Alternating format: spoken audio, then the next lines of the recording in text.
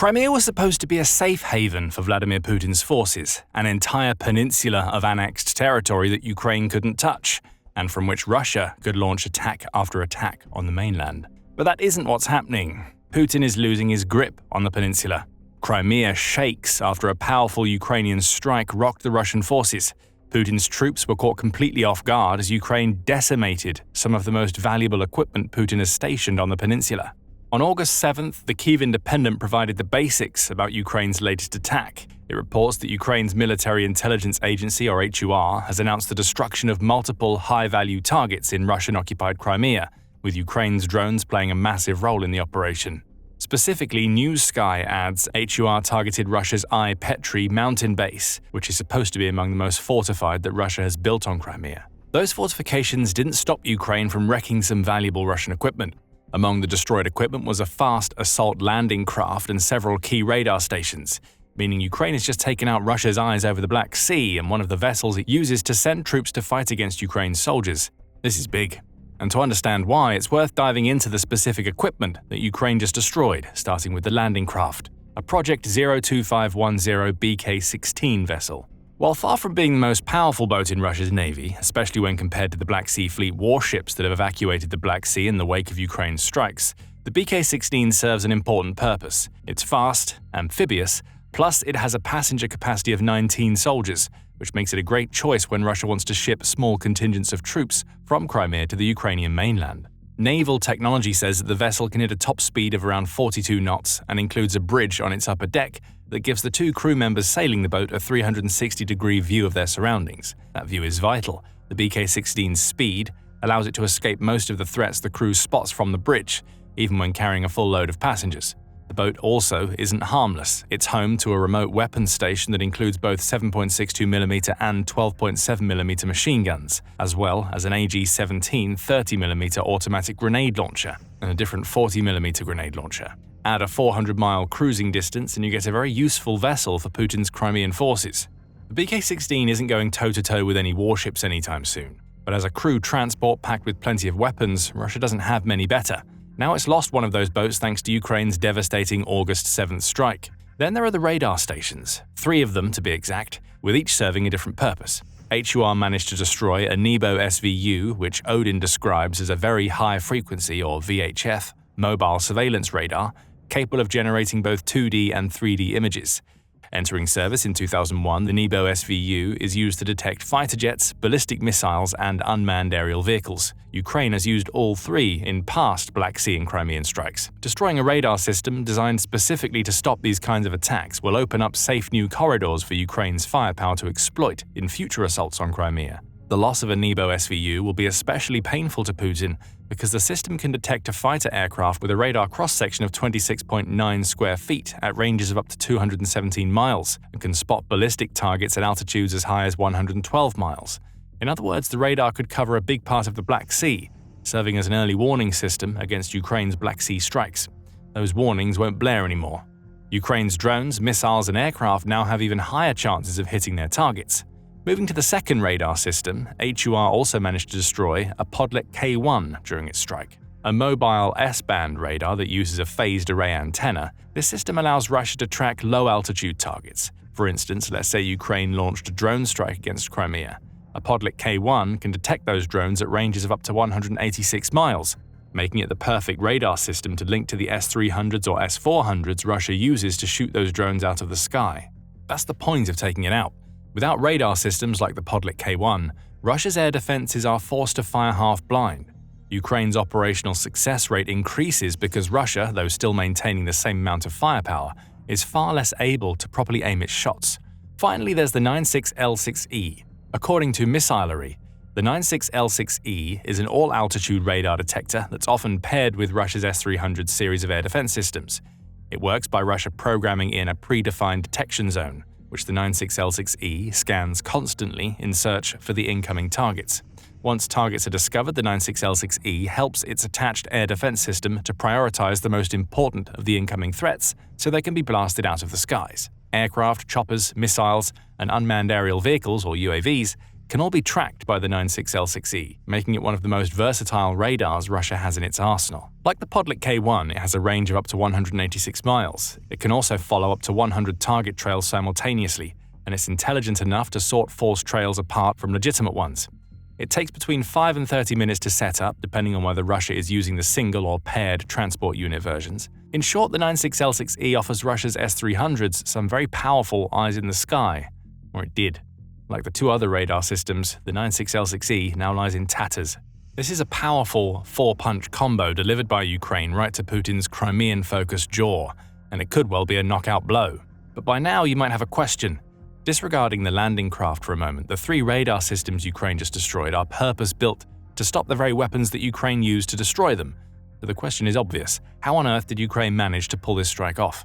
News Sky provides a general play-by-play for the assault, noting that this was a carefully planned, multi-stage operation that HUR pulled off with exacting precision. HUR began by launching a first wave of strikes using its Ghost first-person view or FPV drones. These kamikaze drones were loaded with explosives, which damaged the radar installations at the Petri base, along with the base's key infrastructure. But damage doesn't mean destroyed. After the first wave of FPV drones had passed, Putin's forces may have thought that the worst of the attack was over. It wasn't. Ukraine followed up by launching cruise missiles, which News Sky suggests may have been either Storm Shadow or ATACMS munitions to finish the job. Those missiles would have been detected by the radar systems that Ukraine's drones took out. However, with those radar systems damaged, Russia couldn't do a thing to stop these powerful missiles from striking their targets. Explosion after explosion rang out on the Petri base's dome-like structure. Running away was the only option that Putin's forces had. Not all of them made it. News Sky says that Ukraine believed that it managed to kill the Petri facility's commander, Lieutenant Colonel Alexander Kulikov, in the strike, along with another soldier. Several other troops were injured, and that means the four-punch combo was followed by a devastating uppercut. Radar systems and landing vessels can be replaced, albeit slowly and at great cost to Russia, but an experienced commander who led one of the Crimean Peninsula's most important radar bases, replacements for those sorts of assets aren't easy to come by. Putin probably wants to bury his head in the sand and pretend that none of this is happening right about now. It's impossible. Not only do the flaming wreckages of radar stations and assault vessels serve as a reminder, but HUR has gone a step further. It's made a video chronicling the entire strike, making it impossible for Russia to pretend that it didn't happen. Shared by the Preston Stewart X account, that video is a minute and a half of raw footage that gives us more insight into what Ukraine just pulled off. Much of the early footage appears to be pulled from Ukraine's FPV drones as they're en route to the Petri base. That footage is interesting because we see that Russia's air defenses had activated and were trying to take out the drones. At one point, a drone is clipped by a projectile, though it isn't taken out of commission. Explosions are seen on the Black Sea's surface, which are remnants of the Russian air defense projectiles failing to hit the drones. Ukraine's FPV drones had to fly through a storm of Russian ammunition. They did their jobs beautifully. At about the 25-second mark, the video switches to more footage captured by a drone. This time, the Black Sea has been cleared, and the Ukrainian drone is making its way toward one of the domed structures built onto the Petri base. The footage doesn't last long, it cuts out the second the drone hits the structure, proving that Ukraine scored at least one direct hit. We now know that many others followed. So the video continues. We see more drones hit their targets, more failures by Russian air defenses to take out their targets, massive explosions on Petri shot from far away. About a minute in, we also see a shot of a Russian fighter jet scrambling to try to do something, anything, about Ukraine's strike. The Warzone, or TWZ, says that this jet was an Su-30SM flanker, which was likely responsible for some of the fire on Ukraine's drones seen earlier in the video. That Su-30SM clearly didn't do its job, and now the radar systems that may have once supported it are offline forever. HUR took to Telegram to announce its successful strike. In the process, it revealed a tantalizing piece of information that reveals Ukraine may have done something more than we've already reported. After serious losses of air defense facilities on the peninsula, caused in particular by the ghosts of the HUR, the Russian occupiers in Crimea began to hide their expensive military facilities in dome structures, the Post states. HUR wasn't going to have any of that. Whatever was being hidden must have been valuable, leading to the next part of the statement. Another of these domes was hit by military intelligence special forces on Petri, where the Muscovites have located the air defense base of the 3rd Radio Engineering Regiment, Military Unit 85683A, HUR says. Wait, does that mean HUR had operatives on the ground at the same time as it was launching its missile and drone strike against the Petri base? We don't know for sure, and HUR isn't saying anything beyond that small piece of information. If true, the presence of HUR operatives adds an extra layer to a strike that was already complex and brilliantly executed. Russia seems to be unable to do anything to stop HUR. So its response to the strike has been precisely what we said Putin wanted to do earlier in the video. Russia has buried its collective head in the sand. The Kyiv Independent says that Russian media have at least reported explosions across the Crimean Peninsula, though those reports don't seem to explain what caused those explosions. As for Russia's defense ministry, all it claims is that Crimean air defenses shot down 18 drones over Crimea between 6:20 a.m. and 10:35 a.m. That may well have been the case, but we know for a fact from HUR's video that several of its drones hit their targets, with all reports pointing to the Petri base and its radar equipment being hit. News Sky adds to this, stating that the Russian Defense Ministry later claimed to have shot down 80 drones over Crimea and both the Black and Azov Seas. Oh, and those Storm Shadow missiles Ukraine launched, Russia says those were shot down too. Nothing to see here, people, move along. Of course, this is all nonsense. HUR has already provided the receipts of its attack, and we know that it hit Petri hard. Russia is lying. It wants you to believe that its air defenses are more effective than they really are, and it's trying to hide the scale of the damage Ukraine just did to some of its most important radar systems. At least there wasn't a claim that drone debris caused the damage. Maybe that will come when Russia can no longer deny that it's lost equipment. So HUR just carried out an amazing aerial raid on a key Crimean base, and there are several reasons why this raid matters. Starting with something that TWZ points out in its report on the attack. Ukraine just opened up a bunch of holes in Russia's Crimean defenses. Every radar system that Ukraine takes out in Crimea makes future strikes viable. As TWZ explains, this could go a long way to ensuring the survivability of standoff strike weapons like Storm Shadow and Scalp-EG and other attacks, such as those used by long-range kamikaze drones. What HUR revealed on August 7th isn't an isolated strike. It's part of a series showing us that Ukraine has a new strategy in Crimea: take out the radars, follow up with the big guns. The attack on Petri offered a microcosm of that strategy, with both parts of it being executed in a 4-hour period. But over the long term, Ukraine aims to permanently carve out aerial pathways throughout the Black Sea through which its missiles and long-range drones can travel to conduct more strikes in the future. Not all of those strikes will require a pre-attack by a horde of drones on Russia's radar systems. Those radars will already be out of commission. Ukraine has been making sure of that with attack after attack against Russian radar installations in the Black Sea in recent weeks. Back in May, Defense Express reported that Ukraine had managed to take out a Russian naval radar system installed on a Black Sea drilling platform with a combined aerial and naval drone strike. A couple of months later, HUR launched a brilliant ground assault on the Tendra Spit that resulted in the destruction of even more radar equipment. That strike was preceded by several others that saw Ukraine target Russian outposts that were home to radar systems that would otherwise have helped the Tendra Spit troops to see Ukraine coming. You can watch our video covering this amazing attack on the small Black Sea island to learn more. Slowly but surely, Ukraine is taking out the eyes that Russia has, both in Crimea and the Black Sea. It won't be long before those radar systems are gone for good. And once that's happened, Ukraine will be free to launch as many long-range drone and missile strikes against Crimea as it wants. And it's not just long-range weapons that will worry Putin. As we mentioned earlier, Ukraine used FPV drones to conduct the first part of its assault on the Petri base. That's interesting. These drones are typically used for close-range encounters during battles on the Ukrainian mainland. Ukraine sets up ambushes using FPV drones. It takes out tanks and artillery. If a target is close to its fortifications, FPV drones are the best response, as shown by the fact that these drones are now responsible for up to 80% of the casualties occurring on the front lines of the war. That's the point. FPV drones are supposed to be a frontline weapon, but if Ukraine keeps up its attacks on Russia's Crimean radar systems, it might not be long before we start seeing FPV drones deployed more often and much further away from their typical flying grounds. Ukraine may have already figured out that the FPV drones are the perfect tools because Russia doesn't have countermeasures for them in Crimea. Unlike the front lines where FPV drones are a ubiquitous threat, Russia wouldn't have the same level of countermeasure systems deployed in Crimea to fend off FPV drones, TWZ says. Even with those systems, they are a vexing threat. That gives us more context for the video footage discussed earlier.